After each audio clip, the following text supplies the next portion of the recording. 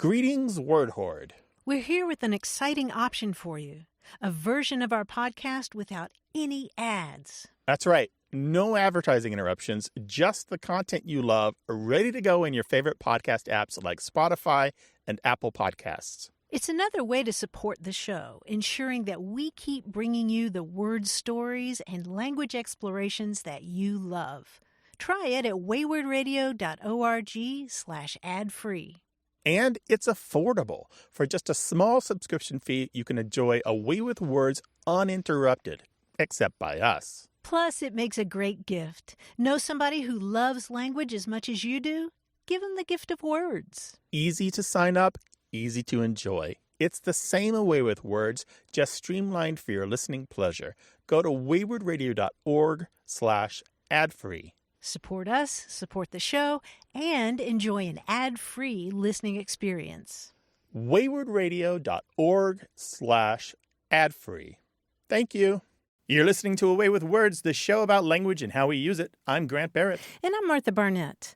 A while back, we had a conversation about names that also double as verbs, like your name, for example, Grant. Mm-hmm. You can grant somebody 3 wishes. 3 wishes, yeah. Or other names like Bob and Sue, which are also verbs. Mm-hmm.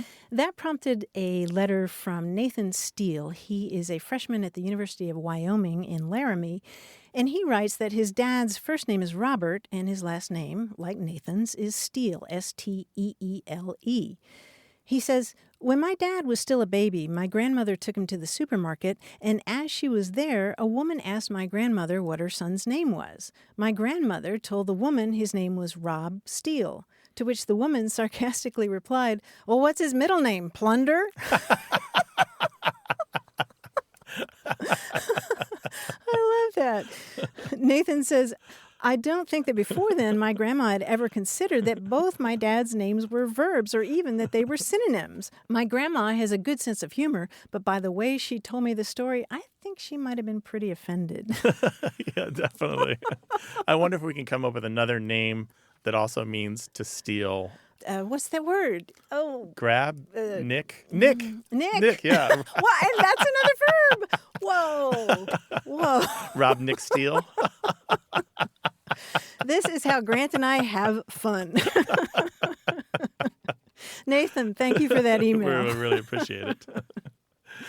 We love your stories about your names. Keep them coming. 877-929-9673. Email words@waywardradio.org or tell us on Twitter at WAYWORD. Hello, you have Away with Words. Hi there. This is Jamie Morby from Calais, Vermont. Hello, Jamie. Welcome to the show. Hi there. I had a interesting and rather unpleasant experience a few weeks back that brought up a question about an expression I use. I was going to bed one evening and I felt/heard a bug of some kind fly and crawl into my ear. And it buzzed around in my ear for probably 20 minutes or half an hour and then stopped buzzing. And so I thought it had flown out, but in the morning I could still feel it. So I went into a doctor and I had it removed, and sure enough, it was a little tiny black fly of some sort. After I had it removed, it got me thinking of an expression that I use fairly regularly, that I'm going to put a bug in your ear about something. I might say it if I'm working on a community project and I want somebody's help with it. I say, I'm just going to put a little bug in your ear about a project I'm working on. See if you're interested. It got me to wondering if the bug in that expression is an insect or a bug like a listening device. Oh, okay. Just where that expression comes from. Oh, Jamie, well, we've sort of run the gamut of emotions here from cringing to just... I know, right? No, the bug is a literal bug. It goes back to at least the mid-19th century, this expression of putting a bug in someone's ear or leaving a bug in someone's ear. And usually back then it meant to give somebody a suggestion or an idea, particularly one that was sort of irresistible, something as persistent as that bug in your ear. There's an older expression, to have a flea in one's ear, that goes back to a French phrase, and that goes back much farther, at least to the 16th century, maybe 14th. And, interesting. Yeah, and in the original French phrase about putting a flea in someone's ear, it had to do, again, with insistence, but particularly erotic desire. Wow. Yeah, something that, Interesting. in fact, here's a little ditty from the 17th century. A longing girl with thoughts of sweetheart in her head, in bed all night will sleepless twirl, a flea is in her ear, 'tis said. I love it, though. I'm not sure I slept super well that night. I guess not. Oh, man. Well, I think that's the first time we've had a story like that on the show. Jamie, you're a rare one. We appreciate the call. Never a dull moment up here in the woods of Vermont. Thank you for calling us. We careful. appreciate it. Take care now. Absolutely. Bye-bye. Thank you so much. Have a great day. All right. Bye-bye. Bye-bye. Call us with your language question, 877-929-9673. My light bulb moment for this week was learning that the Irish Gaelic word slob, S-L-A-B, means mud. It was adopted into English as slob, S-L-O-B, and in the 18th and 19th century, slob meant mud, especially soft mud on the seashore. And the name for this oozy, muddy land was later applied to people who were untidy or dull or lazy. Slob. So the original Irish Gaelic word is what? Slob, S-L-A-B. And it meant? It meant ooze or mud. Interesting. Nice. I didn't know that. How about that? That's my light bulb moment for the week. Light bulb moment. That's a great one. Talk to us on Twitter, WAYWORD. Hello, you have a way with words. Hey, how are you doing? This is Bill Underwood from Fishers, Indiana. Welcome, Bill. What can we do for you? Well, I was listening to your show, and I came up with a word. I was in South Africa a few years ago working for equipment manufacturers, helping them open up new markets across Africa and the Middle East and Latin America. Now, my first trip to South Africa, my contact there at the end of the day after I demonstrated the television transmitters we were talking about, said he would like to have dinner with me so that he could discuss a scheme that he thought would benefit him and me mutually. And, of course, I was taken aback because the first thing I thought was he wanted to involve me in some sort of nefarious plan of his Sure. that involved something illegal, because that's what I thought of when I heard scheme. And, of course, it wasn't until after we had dinner and I found out what he really wanted to talk about. I sort of used context clues, if you will, and found out that for him, scheme just meant a plan. Yeah. Not something nefarious. So he didn't say it with an evil laugh or anything like that. Rubbing his hands together. No, but he did have a big smile on his face, and he was a Zulu fellow, so he had sort of a thick accent anyway. Yeah. He said, Bill, I would like to discuss with you a scheme that I think would be beneficial to you and me. And I said, well, that doesn't sound too good to me. Oh, wow. That's a great cross-cultural collision there. But you figured it out. Right, absolutely. And so your question is, why the difference? Yeah, why the difference, and why do we see the word, or I guess I assume that most people in this country would think that you were talking about some sort of nefarious plot. Yeah. Whereas over there in South Africa, and maybe even in the UK, I'm not sure if it's That's right. there. Why is it so much different? That's right, yeah. In the United Kingdom and all of the Commonwealth countries, as far as I know, that is pretty much everywhere except Canada and the United States, scheme the noun, let's be careful, it's just the noun, tends to be kind of neutral. Tends to just mean plan or program, just something that we're going to do, or some list of things, or something that's about to happen, or that we're going to put on the schedule or on the calendar, that sort of thing. Now, you can put value on it. You can come up with a negative scheme. So this is his scheme to take over the world. Certainly, you can have that in the United Kingdom or South Africa as well. But generally, without any kind of qualifier, scheme alone on its own is generally neutral. And whereas in the United States and Canada, scheme is assumed to be negative when it's on its own. Now, the verb is different. Scheming, pretty much anywhere in the English-speaking world, is assumed to be negative, whether or not you're in North America or the UK or Australia, the Antipodes of South Africa. So that's that's really interesting, right? That we have this divergence. But it all boils down to the fact that the Englishes have kind of been split for so long, and they've kind of gone their own way. They're all children of the same parents, and they're related, and they send letters back and forth, emails, if you will, and there's some communication, but they take their own path. And so scheme is one of those words that, for some reason, along the way, just decided to take its own path for those of us in the United States. Partly it's affected by things like pyramid scheme or Ponzi scheme, which are very common terms in the United States. We often associate scheme with those kind of shenanigans. Yeah, and then on the other hand, you've got the term color scheme. What's the color scheme for that event? So scheme isn't always negative here, but again, on its own, we don't assume it's neutral. We assume it's negative. Maybe because my mother used to call me a little schemer when I was young. When I was sort of going against the grain. You little schemer, you. So. But the scheme turned out to be very beneficial. In fact, all he wanted to talk about was using the technology that I had introduced to create distance learning systems for students out in the farther reaches of South Africa, so they could learn from teachers in Johannesburg. So it did work out well. It sounds like you're doing good work out there. Absolutely. Actually, today I am surrounded by a group of very well-behaved first graders. I'm a substitute teacher now in Fishers, Indiana. Oh, my goodness. Can we say hi to your class? Say hi to the class, yeah. Hi, class. Hello. There you go. I told them to be extra quiet when Colin said, I thought I heard some noise there. I said, they promised to be quiet, and they have been. So thank you, children. Well, Bill, we'll let you get back to the kids, and we appreciate you taking time out of your busy day. All right. Thanks so much. Take care now. Bye-bye. All right. Bye-bye. Well, call us to talk about language, 877-929-9673.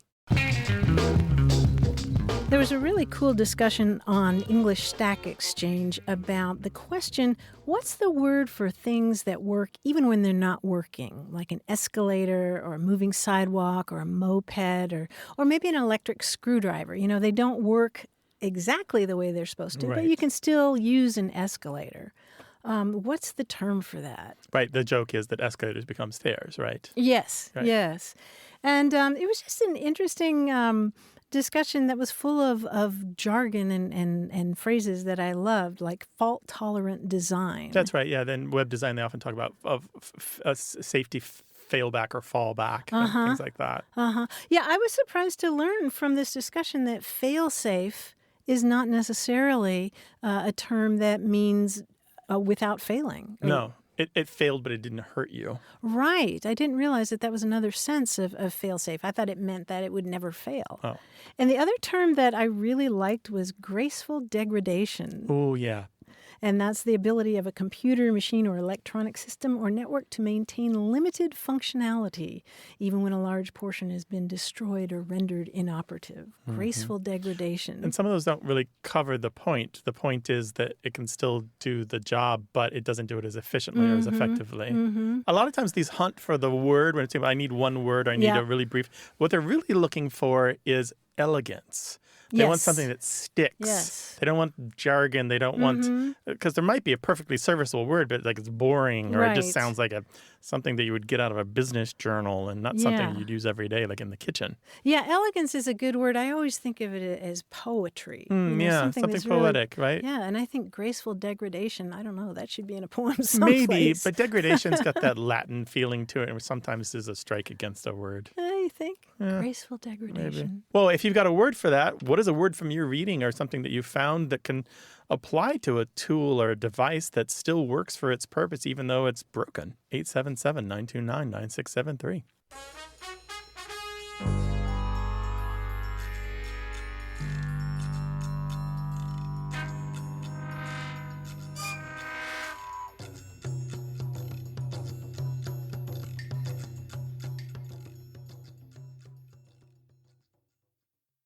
Got a minute? We need your help. Head over to gum.fm/words and share your thoughts in our quick survey. Your feedback matters. It's the backbone of our show's success. Thanks for making our show even more successful. That's gum.fm/WORDS. Thank you. You're listening to Away with Words, the show about language and how we use it. I'm Martha Barnett. And I'm Grant Barrett, and here he is, our quiz guy, John Chinesky. Hi, John. Hi, Grant. Hi, Martha. Here I am. And here is a quiz I have for you guys. Now, if you're the kind of person who has a favorite crossword constructor, chances are you also have a favorite crossword clue, a clue you've come across that you find to be particularly clever. Now, for example, my favorite go-to clue has always been first place, 4 letters, a 4-letter answer. Do you know what that one is? First place? First place, 4 First letters. place, 4 letters, yeah. As a preacher's kid, I think I can guess. Yeah, what do you got? How about Eden? Eden, correct, right. The first place was Eden, so to speak. Yeah, that's one of my favorites, a standard clue that I always use as an example when I give you some favorite crossword clues. Now, if you need a couple of letters to get the answers, that's perfectly fine. I'll tell you what I have filled in already. Here we go. Here's the first one. Leaves home, 4 letters. So is it a home for leaves, like the leaves that come off of trees? That's what I'm guessing. Tree is the answer. Yes, very good. I'll fill that one in. Very nice. Here's a 3-letter answer. John to Ringo. John to Ringo. John to Ringo. So it is the Beatles, something with the Beatles? Well, the Ringo is, yeah. So it's not, so it's the bathroom. It's not the musician, right? 3 letters. So it's Lou, L-O-O. Lou, yes, perfect, very nice. That's a classic Merle Regal. We loved Merle. Oh, Rip Merle. Yeah.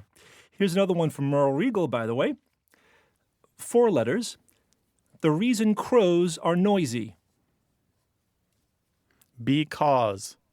Cause, yes, that's right. Very good. Cause.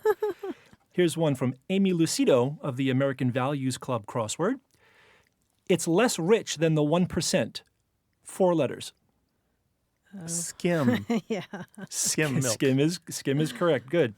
Here's one from Stan Newman. It brings out the child in you. 5 letters. Obstetrician? You're getting close. It's not doctor? No. How about doula? Doctor is 6. What'd you get? Doula, great. Doula is good, but this is an it. It's not a person. It's a concept. It brings up labor. Labor is correct. Nice. Nicely done. Nice. Good. Finally, here's the last one. I'm not sure who this is from. I'm sorry to say. The answer is 6 letters and then 7 letters, and it's play with your food. Play with your food. Yeah. I have a guess.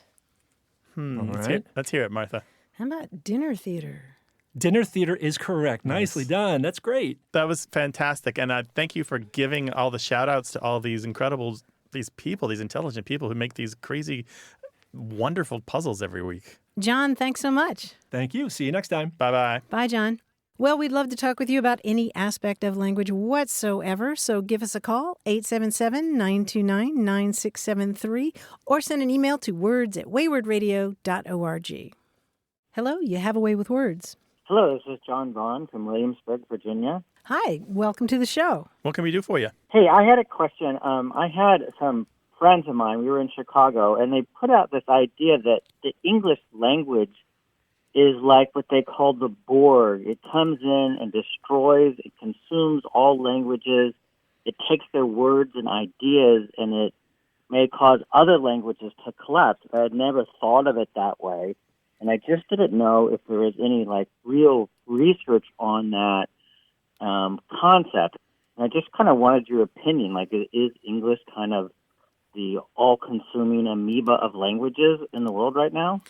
Oh, that's an interesting question. What was the conversation like leading up to this statement? What got you there?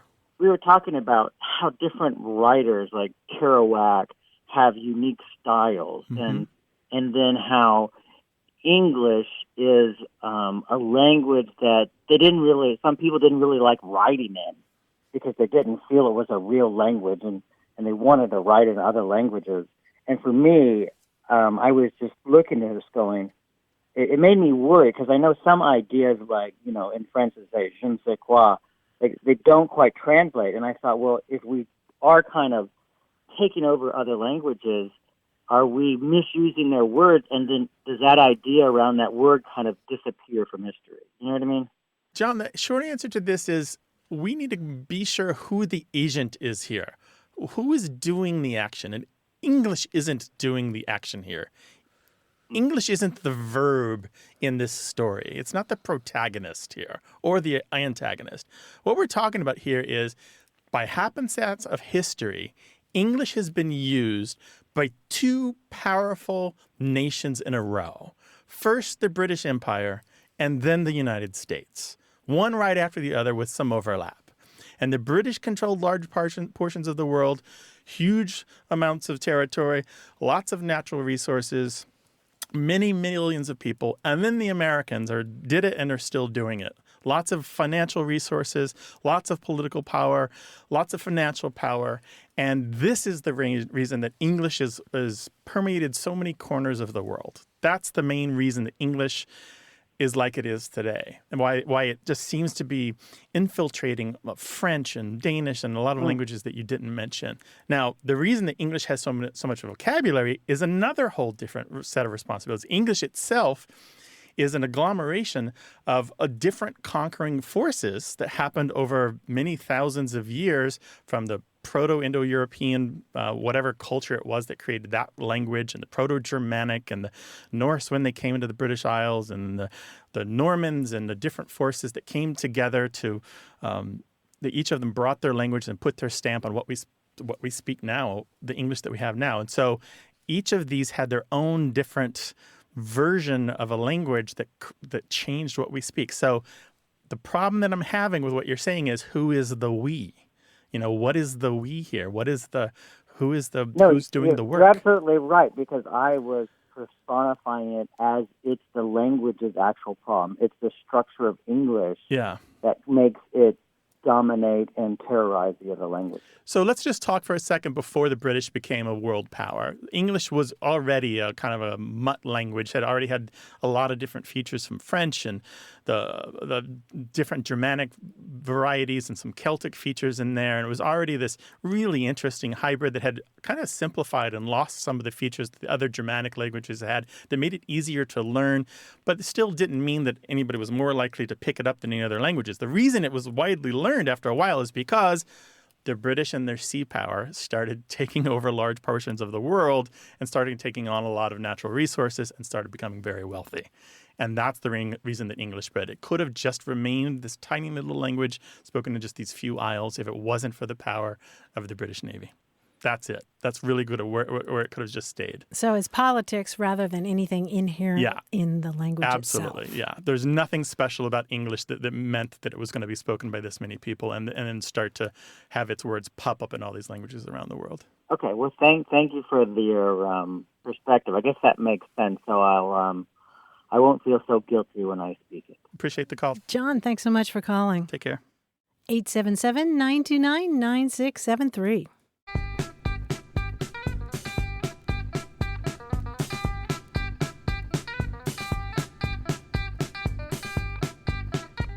The word stentorian describes somebody with a loud or powerful voice, but it's got a great etymology. It goes back to the Iliad. There's a Greek herald in the Iliad who is described as brazen-voiced stentor. It's a proper name. The guy's name was Stentor, brazen-voiced stentor, whose cry was as loud as that of 50 men together. Oh, wow. That's and brazen itself has an etymology, right? I think it does. It have to do with bronze or something like that? I believe so, right. Yeah. So it's the sound of trumpets, right? There you go. Interesting. Yeah. Stentorians, named after somebody. Yeah, and in the Odyssey, of course, you have Mentor, who is another character in the Odyssey. Athena takes the form of Mentor, and he's a counselor to the son of Odysseus. Perfect. This is where we get our words from the classic literature of the Western cultures. We get a bunch of them. 877-929-9673, or talk to us on Twitter at WAYWORD. Hi there. You have a way with words. Hi, Martha. This is Marcy, and I'm calling from Fort Worth, Texas. Welcome. What can we do for you? So I grew up in South America in Chile, and we got there when I was a little baby, and so I'm a native Spanish speaker. And in Spanish, you roll your R's with quite a lot of words, and I was talking to my daughter, who is frustrated that she can't roll her R's, and I started thinking, why is it that some people can and some people can't, and how that works, just phonetically, because both my parents got there as adults as well, and they have a harder time, but some people can do it and some people can't. I was just curious about why some people can roll their R's and why some people can't. How old is your daughter? She's 10. Okay. And I have sadly not taught her how to speak Spanish, so I'm sort of beating myself up for that too. We'll get there. So she's not learning Spanish at all? No. My theory is I'll send her to Chile for a year, and she can do exchange program, and it'll just all fall into place. Oh, that sounds like a gift. No, there's a lot of children that have a problem with that, even in Spanish-speaking countries, and it's one of the top things that children in Spanish-speaking countries go to speech therapy for, to learn how to trill their R's. Oh. Yeah, it's very common, as a matter of fact. And there are adults that can't do it either, and they're often seen as sounding foolish when they just can't help it because it's just something that their tongues won't do. Mm-hmm. Right. Just like there are other things that in any other country that mouths may not be able to perform. We're not all capable of the same things with our mouths. Rhotacism is the word that you're looking for, RHOTACISM. You can look that up and see all the different ways that it can manifest and all the different solutions that people have for it. Mm-hmm. But there are some dialects of Spanish where they don't roll the R's, even though they do in other dialects of Spanish. So carro with a double R might sound like cajo in some other dialects. Yeah. Or even in some Caribbean varieties of Spanish, it might sound more aspirated, like cajo, like something like that. Oh, interesting. It's very interesting. More like a French R rather than a traditional Spanish trilled R. So interesting stuff. But yeah, it's incredibly common for people not to be able to trill their R. And you can go to speech therapy for that. It can be solved for a lot of people. Did you grow up learning that song with the carro and the, what is it? R con R, cigarro? Yes, and ferrocarril, and you have to say all the little words, Yeah, I would think that would be really helpful. Yeah, maybe I'll try and find it for her so we can start singing it. Yeah, that seems to be the one that teaches lots of little kids.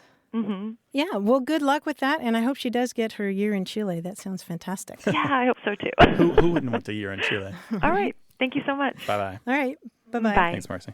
877-929-9673. Welcome to Away with Words. Hi, this is Max Olderstorff calling from Sacramento, California. Hello, Max. Welcome to the show. What can we do for you, Max?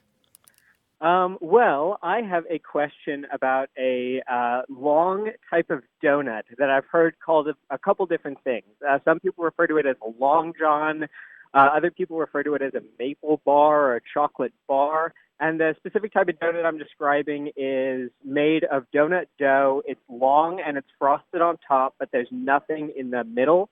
I grew up in San Diego, and down there we called them exclusively long johns. But then when I looked online, it said that the American West Coast actually generally refers to them as bar donuts. And then some places also refer to eclairs as long johns as well. So just wanted to call up and see if you guys could shed some light on the origin of the term, on kind of the geographic locations of who uses what, and basically why things are the way they are with regards to this particular delicious dessert. Okay, a warning for our listeners. We're about to talk about food words, and people get really testy and opinionated when it comes to food words, because one word in one part of the country means something very different in another part of the country. That's true. Warning over. Long johns, Martha, what were they in Louisville? This is totally a new one on me. I see in the Dictionary of American Regional English that the term long john or longy is distributed in the upper Mississippi Valley, the upper Midwest, the Plains States, and Michigan. And apparently here in San Diego. I haven't heard that. But Max, bar donut? How boring is that? Yeah, I agree. And, I honestly, I'd never heard of people calling it bar donuts before I went to the East Coast, which is basically the opposite of what the books say. So I was very confused when I read that. I can also tell you that maple bar and maple stick are pretty much limited to the West for this same kind of pastry. But they'd have to have maple on them to be a maple bar, right? Yes. And do we know the origin of why it's called a long john? Well, I think that it's sort of like other terms like long johns for underwear. I mean, it's just something that happens to be long. And so John is just kind of a generic. It's a generic placeholder for a noun then. Yeah. Did you have some other hypothesis about that? No, I looked it up, and obviously most of the stuff on Long Johns online really referred to the underwear, and so I got a bunch of background on that, but couldn't figure out why the donut would be called that as well. It's something that happens to be long, notably long. So the point of contention here that I've heard the most is whether or not long johns are filled. Some people argue about that they should not be filled. Some people say they're filled, but only with custard or cream. If you put jelly in them, they're not long johns anymore. Some people say if they're filled, then they're eclairs. Some people say eclairs are something different. So they're only the Frenchy fried things with the little crispy edges, and it's very complicated. So, Max, what's your position on that? Well, so I actually don't know what it would be called if it's filled, but then still made out of donut dough, because I've never come across that before. To me, an eclair is a filled long donut, but it's made out of a different type of pastry, and then any sort of long bar style donut would be called a long john. Okay. And does it have icing? Definitely has icing. Okay. Well, you know what? We're going to hear from a lot of people with a lot of opinions. I'm sure. Donut words, though. Yeah, can we leave our postal address and people can just, deliver? Yeah. So just schedule examples? these out. Donut deliveries, one a day for the next 52 weeks. All right. Well, I assume we'll get to the bottom of it then. We appreciate the call, Max. Take care. Great talking to you guys. Love the show, and thanks so much. Bye-bye. Bye. So long johns, they're yeast dough, right? I think so. Icing on top. I gather. And filling maybe. Yeah, that's Filling probably, maybe. a point of contention.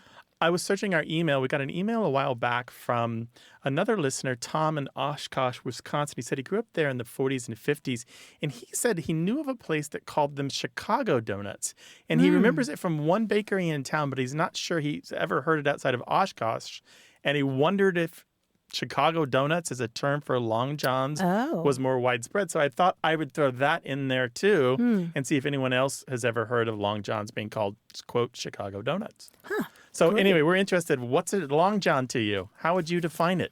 And do you have other names for them? 877-929-9673. Email words at waywardradio.org and start the fire. Start the debate on Twitter at WAYWORD.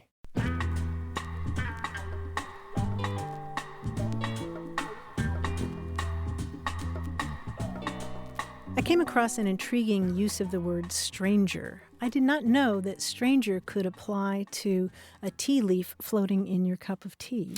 I had heard that, but it has been a really long time. No, a really long. I think I learned that from was it a Dorothy L. Sayers novel or something? I think there was somebody getting a reading in some mystery novel when I was much younger. Oh, that's I don't so know. wonderful. Yeah, that's great. I don't know. Of course, then I went and read a whole lot about tea and superstitions involving tea, and the phrase "Shall I be mother?" Do you know this one? No. This is a saying that apparently the British say when they're offering to pour tea. Shall I be mother? So is this from when you played house as kids? Yes, and apparently you so. Put out the child's tea sets and shall I be mother? Yes. I mean, there are different superstitions involving that. Nice. But I ended up on YouTube looking at a clip from The Iron Lady with Meryl Streep. And she's sort of dressing down an American diplomat. And then she stands up and says, "Shall I be mother?" And the diplomat is looking at her like, "What?" What are you saying, She says, lady? "Tea." Uncouth Americans, they understand nothing. Shall I be mother? 877-929-9673.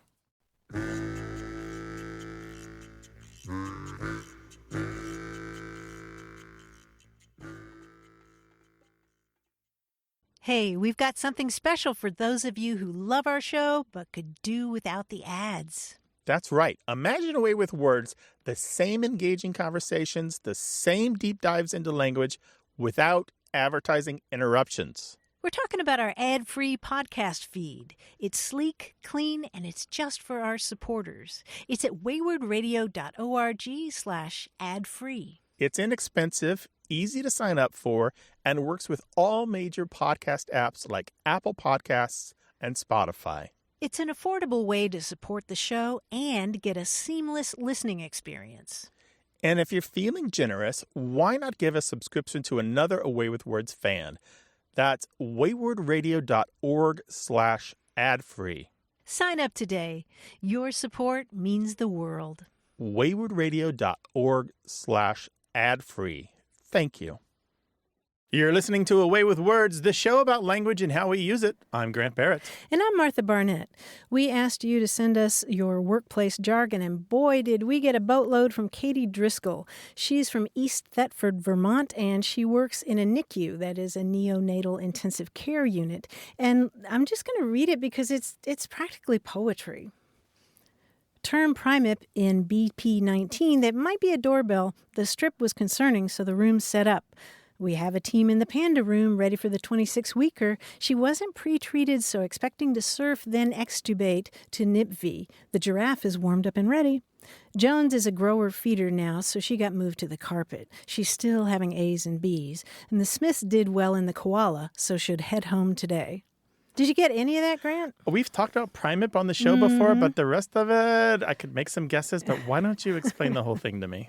Okay, well, a primip is a woman who's experiencing her first delivery, right? As we discussed. BP19 is a room on the birthing pavilion. Okay. They have different numbers. The doorbell is the alarm that the birthing unit sounds if they need a whole team to tend to the infant all at once. And the strip is the recording monitor of the infant during the mother's labor.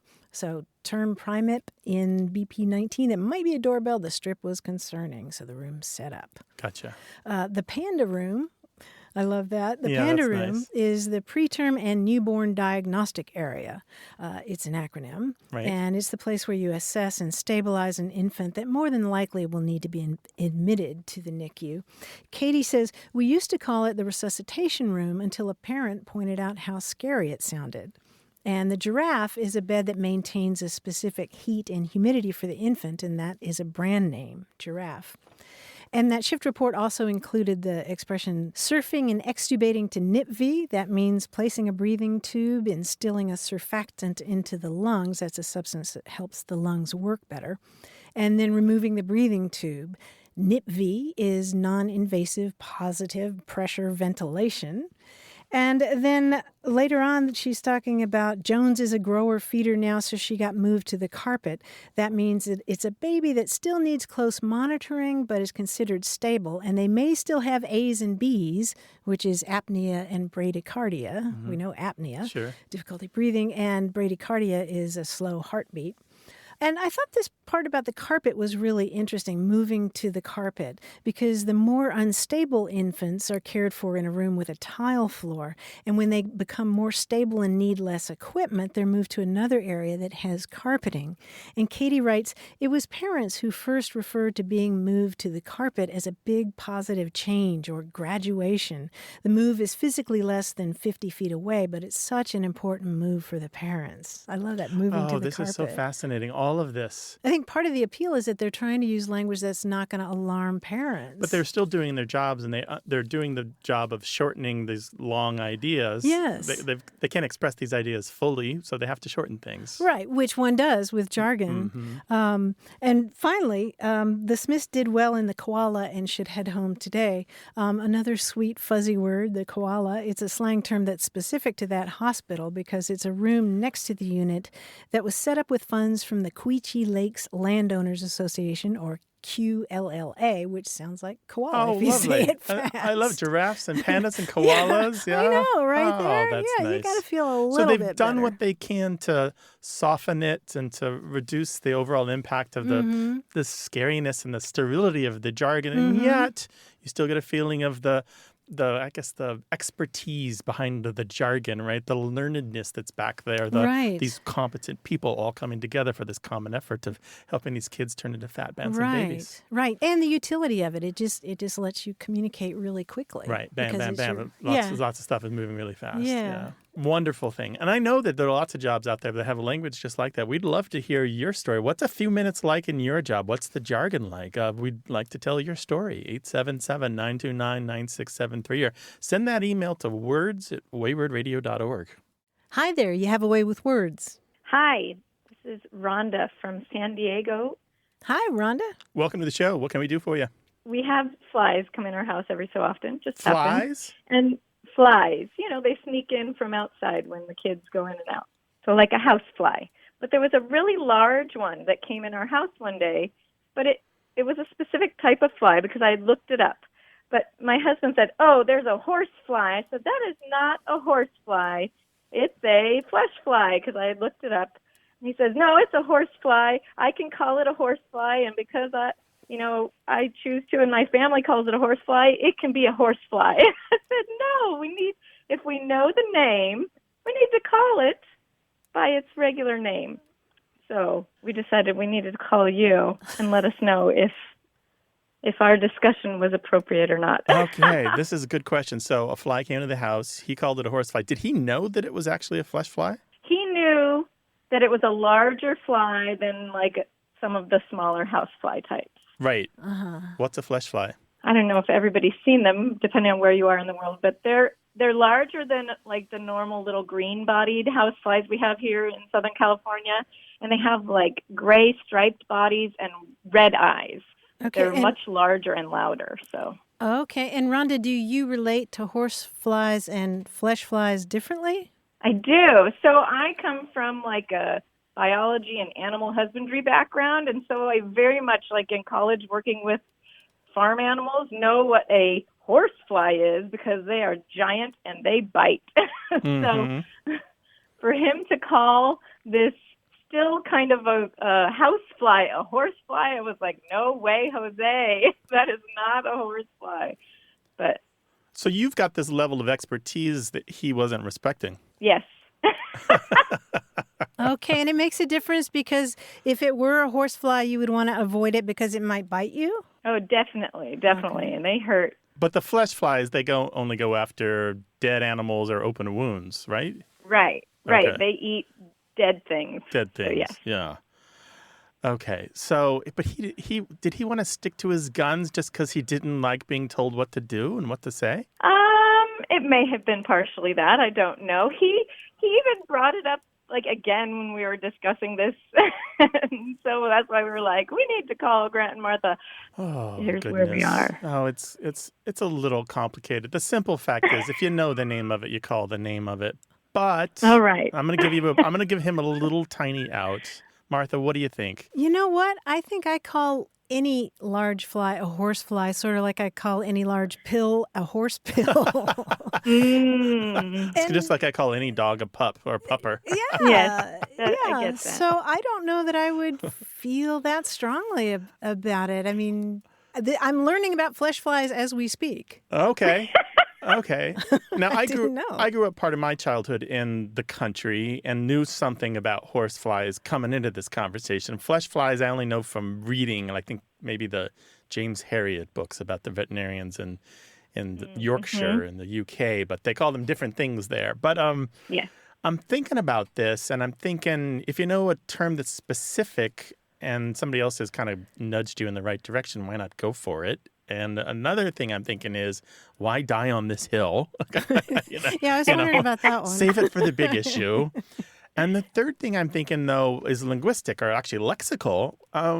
These common names for creatures really tend to be very broad. There are a lot of different critters that get the name housefly. Most of them are under one family. But there are a lot of different kinds of horsefly, just like there are a lot of different kinds of fleshfly, most of them under one family. But they refer to a lot of different kinds of animals. So I'm just thinking about how broad a term horsefly can be to refer to a lot of different critters of a lot of different sizes and colors and descriptions. Yeah. Have you all thought about using the scientific names for these insects? Right? That's what he brought up. He's like, but you don't use the Latin for it, Rhonda. Yeah, right. How dare you? But you're saying we know what it is, so why not call it what it is? Right. And just, especially since we have young children, I want them to know the right thing. Like, I come from animal care. I want them to understand what the different creatures are. So if we know what it is, let's call it what it is. Yeah. Flesh fly is kind of gross to say. It is. Yeah. But it's kind of fun, too. I think overall here, I'm thinking once you let him know that there was a better term for it and you reminded him there was a better term for it, he should have just gone with the easy answers and, oh, yeah, flesh fly. And then you all could have moved on and had your day. Yeah, and taught your That's kids right. that. You should listen and learn and move on, right? But save the energy, save the fighting energy for something else bigger later. something more important. That family fighting energy has to be conserved for real issues. I don't know. Maybe Real they one. should die on that particular hill and forget the other. Well, it's true. Sometimes we have these small proxies, like who gets the newspaper first on Sundays, right? Right. We fight over that instead of the real big thing, like who's going to be responsible for taking the car in for repair. So, Rhonda, have we satisfied you? I think so. I think I've heard that he should have listened to me. We hear what we want.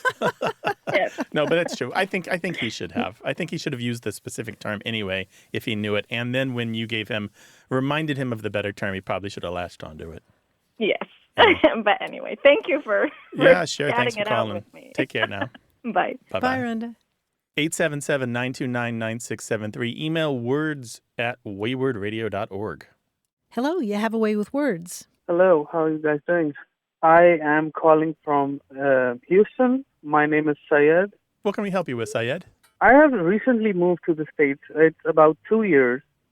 But since I've been here, what I do when I talk to somebody, if I'm, for example, talking about my father, I would mix up the genders. I would say she instead of he. Or if I'm talking about a lady, I would call him instead of her or something like this. I don't know why that's happening. I'm really confused. My mother tongue is Urdu. Mm-hmm. I'm from Pakistan, Mm-hmm. and I also speak Punjabi. But this is something that's very weird. I think I understand good English. I can speak right, but this is the gender mix-up is something that I am really confused about. I don't know why that's happening to me. Syed, your English sounds great to me for somebody who's been in the United States for just a couple of years. I assume that you studied English in Pakistan as well? Yes, I have, but my English is at this stage just because of the movies I've watched Yeah. Is that right? all the time. That's a great Hollywood way has impacted me, and I've read books Yeah. that helped a lot. Mm-hmm. But getting those pronouns wrong, getting the gendered pronouns wrong must be embarrassing sometimes. Oh, yes, it is. Yeah.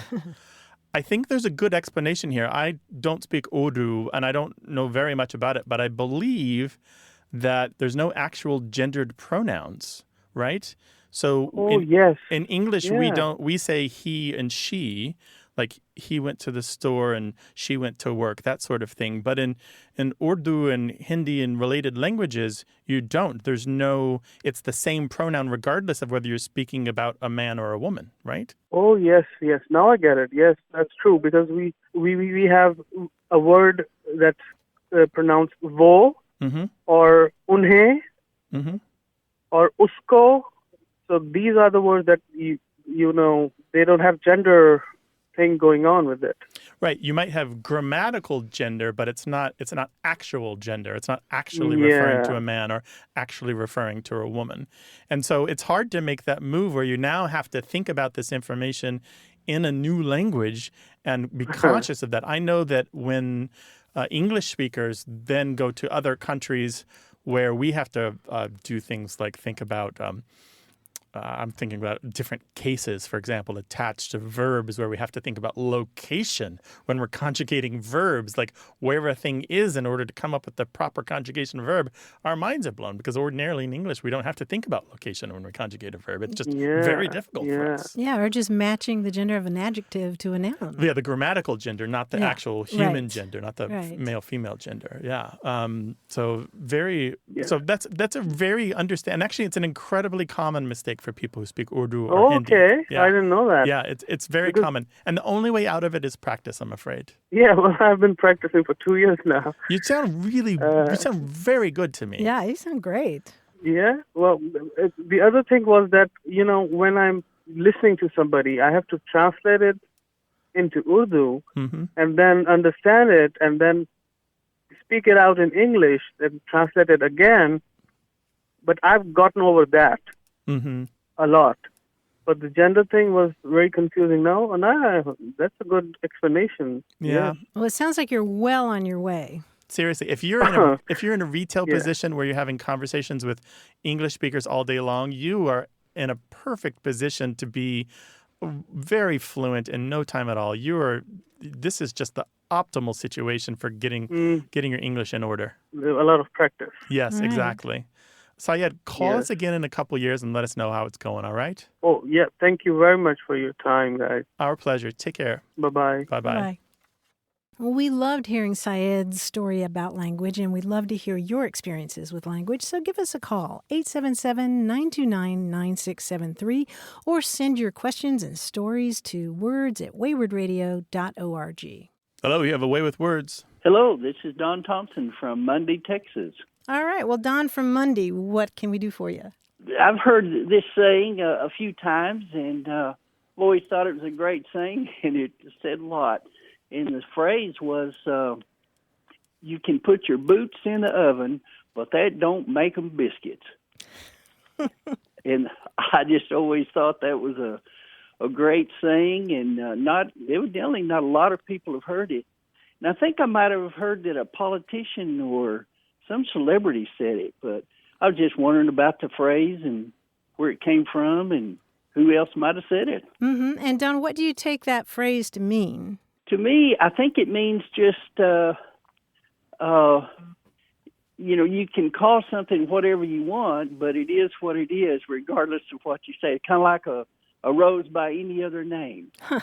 Yeah, that's good. Something like that. Yeah, this phrase has been floating around. The more common phrase that I've seen is a version of a saying that goes, just because a cat has kittens in the oven, that don't make them biscuits. I have not heard that one. It's just like you said. It's the ex post facto fallacy, right? Just because something seems to have a causal relationship doesn't mean there is one. Yeah. So the more common version that I've heard, Grant, is the one involving cats and kittens in the oven, which is kind of plausible. You know, cats look for some place to have their kittens. Although I did see a much earlier version of this back in 1895. Somebody was writing in a magazine and was talking about an editor of the Louisville Journal, the town where I'm from, and they wrote, "Does the editor of the Louisville Journal suppose that he is a true Yankee because he was born in New England? If a dog is born in an oven, is he bred?" We can tell the editor that there are very few dogs, whether born in an oven or out of it, but are better bred than he is. Aha. Two kinds of bread. Oh, yeah. Yeah. Kind of a double-edged sword there he was wielding. Yeah, exactly. But what was your version again with the boots? You can put your boots in the oven, but that don't make them biscuits. Truer words were never spoken on National Public Radio. I believe that's right. Thank you for calling, Don. We really appreciate it. Thank you. 877-929-9673. Thanks to senior producer Stephanie Levine, director Colin Tedeschi, editor Tim Felton, and production assistant Caitlin O'Connell. You can send us a message, subscribe to the podcast, get the newsletter, or catch up on hundreds of past episodes at waywardradio.org.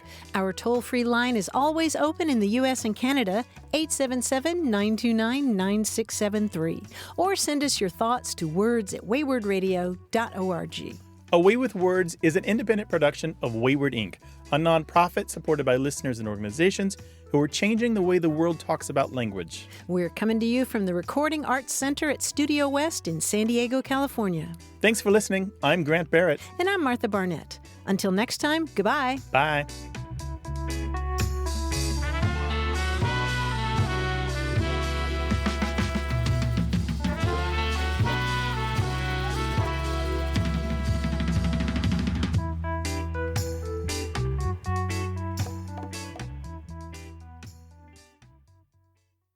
Hey, listeners, we have a favor to ask. We'd love for you to fill out our listener survey at gum.fm/words. Your feedback is crucial. It's quick, and it helps us make our show even better. It shapes our show, helps us plan, and ensures we're bringing you the content you love. That's gum.fm/WORDS. Thanks for being a part of what we do. Thank you.